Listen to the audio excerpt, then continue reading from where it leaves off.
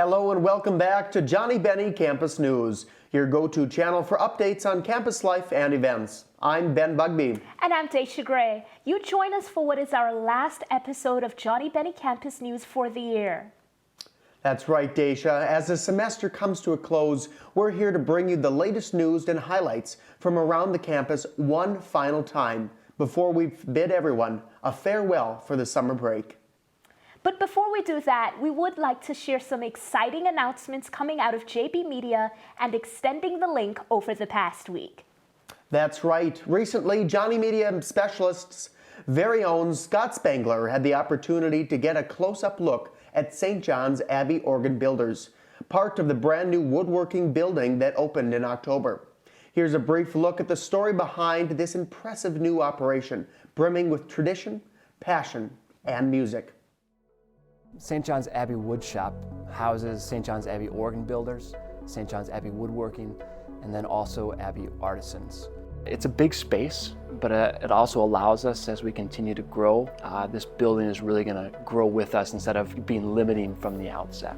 Yeah, my name is Martin Pazzi, and I'm an organ building master. This organ is going to be a tool for the organist, and we want to make the finest possible tool, because tools are very important, in any place. This is our time to contribute something new to the culture and to the community here in central Minnesota.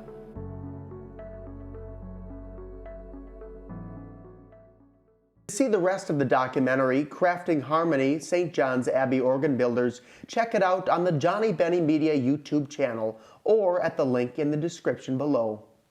Congrats on your piece, Scott. It's always fascinating to delve deeper into the rich tapestry of our campus, communities, and spaces. Absolutely. And speaking of our great groups around campus, Extending the Link has been hard at work this past week premiering their 2024 documentary, Donde Vive, this last Thursday.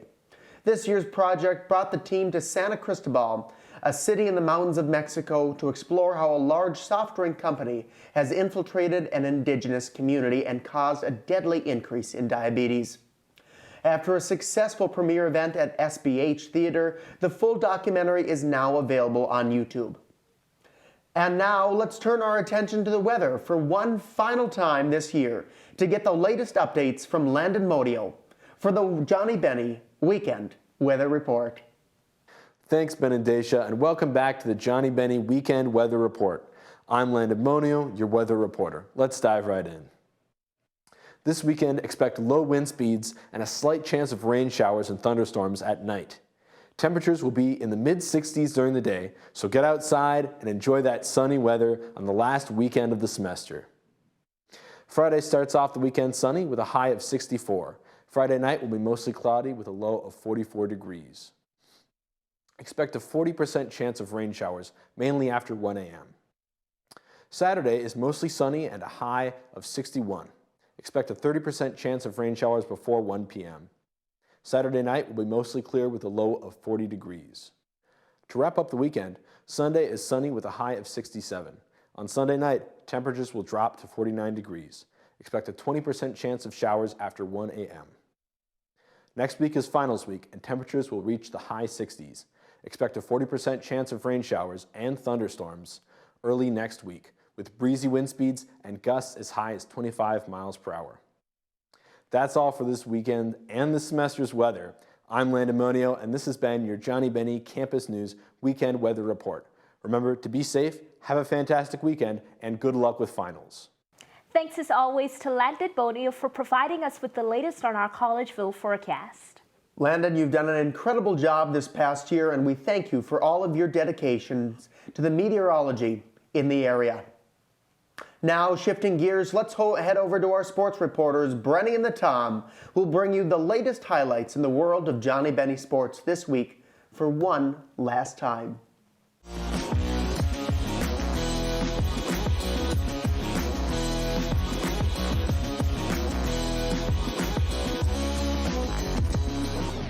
Thanks, Ben. I'm Brendan Amaris. And I'm Tommy Ornberg. And welcome back to the Johnnie Bennie Sports Roundup, your source for updates on Johnnie and Bennie sports. It's great to be behind the desk again for one final sports roundup this year. Brendan will start off the final sports roundup of the school year with an update from CSB softball, who split a doubleheader yesterday. The Bennies traveled to Gustavus Adolphus on Wednesday, May 1st for a doubleheader. In Game 1, they tossed a shutout and won 2-0, but they dropped a close second game, losing by 2 runs. The offense was led by Tori Benson, Bryn Karlstrom, and the 2 Olivias, Olivia Takis and Olivia Van Hoot. Pitching for the Bennies in Game 1 was Ellie Peterson, and the circle was occupied by Olivia Wallace in Game 2. Let's dive into Game 1. Peterson won her 13th straight game, tossing a 2-hit shutout, improving to 13-4 with the win. Her ERA is 3.08. In the 5th inning, the Bennies got rolling. Benson started it with an infield bunt single, plating first-year Olivia Laudenbach. Sophomore Bryn Ruberg drove an RBI single, bringing home Addie Bone. Moving into Game 2, Wallace struggled early, as the Gusties were up 5-1 into the first 2 innings, but the Bennies battled back, scoring runs in the 3rd, 4th, and 5th innings to cut the gap to 2. But it wasn't enough, as the Bennies fell 9-7. The split has the Bennies tied for first in the MIAC. CSB had 11 hits, and Benson led with 2 and 3 RBIs. Takis had 3 hits, recorded her 43rd RBI of her career, and Megan Erickson and Karlstrom had 2 hits and 2 scoring runs. Van Hoot hit her first career home run. St. Ben's will host a doubleheader versus Bethel on May 5th at 1 and 3 p.m. Next, we'll be running on the track as St. Ben's Track and Field had a day in the St. Thomas University Joe Sweeney Invitational yesterday, May 1st. Leading the charge once again was senior star Fiona Smith. In the 1500 meters, the 4x100 relay team captured another title as well. The Bennies also had 4 program top 10 marks and 17 top 8 finishes. Smith, who's the reigning U.S. Track and Field Cross Country Coach Association National Athlete of the Week, clocked a 4-minute, 25-second, and 80-millisecond time in the 1500 meters, and was just shy of the school record, missing it by just 29 milliseconds. Her time was also the 4th best time in NCAA D3 history. She was just 40 milliseconds off the 3rd best time. She ranks 1st in D3 in the 5 and the 10K, and top 4 in the other 3 events. Off of the 4x100 where the gun went off, and Grace Buntrock, Tiana Johnson, Maya Nelson, and Kate Gallagher won the title in 48 seconds and 60 milliseconds. Gallagher registered the 6th best time in program history in the 100 meters, placing 5th, clocking a 12-second and 39 millisecond, tying Tiana Johnson's time in 2022. Johnson was 8th, finishing in 12 seconds and 64 milliseconds. Off to the sand as first-year Sabrina Farquharson was 2nd in long jump, recording a 5.49 meter jump, making it her personal best and tying for 3rd best in program history. Next up for the team is the MIAC Outdoor Championship at Hamlin in St. Paul, Minnesota on May 10th and 11th. Now Brendan will tell you about CSB tennis, whose season came to an end on Tuesday. St. Ben's traveled to number 25 nationally ranked Bethel University for the MIAC playoffs. In the quarterfinals, they lost 5-2 on April 30th at Ona Orth Athletic Complex. The only wins came from junior Ashley Tiroli at number 1 singles, and from first year Kate Perbix and senior Jane Bodensteiner at number 3 doubles. Ashley Tiroli defeated Lauren Douglas in 2 sets, 6-2 and 6-0. She finished the season with a record of 8-6 and received regionally ranking votes. First year Kate Perbix and senior Jane Bodensteiner won their doubles match 8-5. Congrats on Benny Tennis's successful season. Best of luck next year. Now we'll move to St. Ben's Lacrosse, who continued their tournament run. Benny Lacrosse moved on to the MLC Conference Championship yesterday in a comfortable 19-9 semifinal win over Hamlin in St. Joseph. The Benny's win was powered by a 5-goal performance from midi Emma Olson, the junior from Cottage Grove, Minnesota, tied her career high of 5 goals in a game. It was her 8th multi-goal game in 2024 and 16th in her 2 seasons at CSB. First-year Emma Hollig had her 3rd straight multi-goal game and, like Olson, totaled 5 points. Sophomore Sammy Hackley also had an outstanding 5-point game, scoring 4 goals and assisting on 1. The Bennies have won the regular season championship 2 years in a row, but this year they'll be looking for their first conference title. It's a repeat of last year's conference tournament championship as Bennies take on Lake Forest College on Saturday at home. Last year, the Bennies fell to the Foresters 16-6.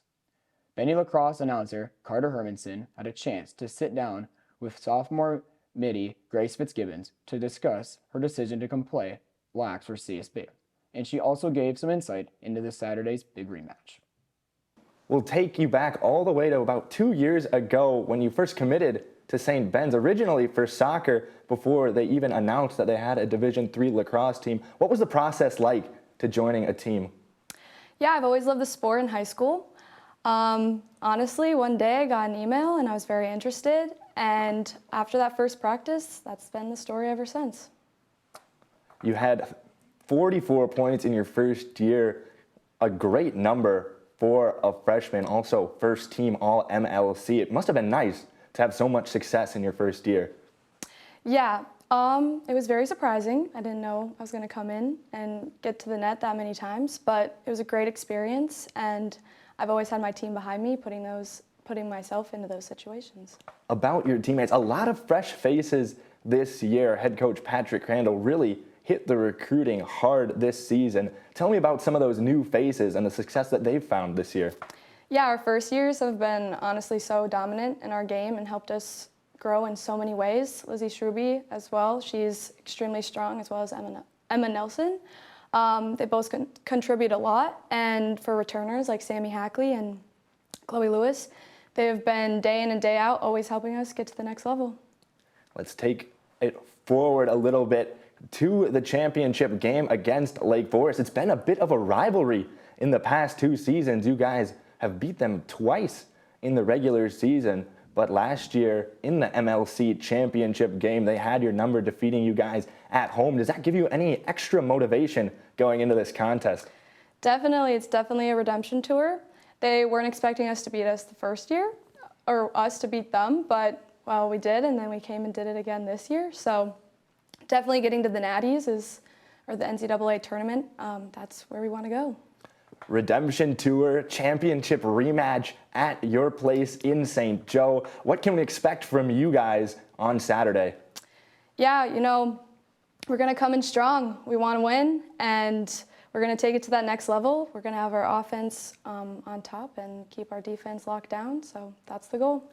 Thank you, Carter, and good luck to Grace and the Bennies on Saturday. Now we'll move to CSB Golf. The Bennies played at the St. Olaf Carleton Invite, finishing 9th with a total of 356. They only played 1 round as Day 2 was canceled due to rain.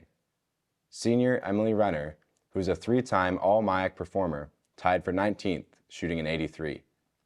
Congrats on Benny Golf's fall and spring seasons. Best of luck next year.